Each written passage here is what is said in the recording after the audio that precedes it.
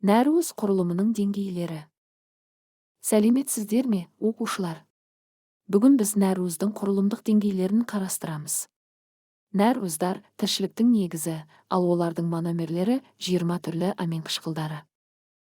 Нәруыздың бірінші реттік құрылымы генетикалық кодпен анықталады.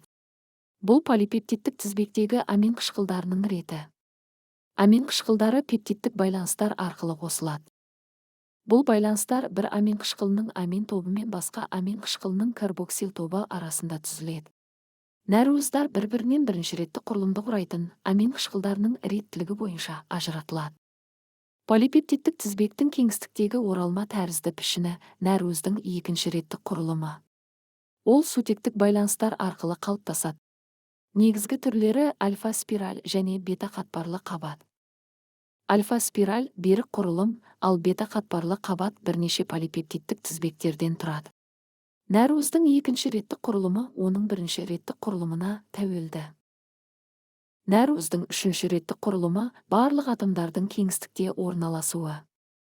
Бұл құрылымның түзілуінде әртүрлі байланыстар маңызды рөл атқарады. Олардың ішінде сутектік, иондық, гидрофобтық және дисульфидтік байланыстар бар.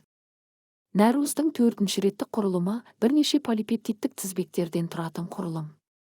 Бұл құрылым міндетті емес, себебі кейбір нәруыздарда ол жоқ.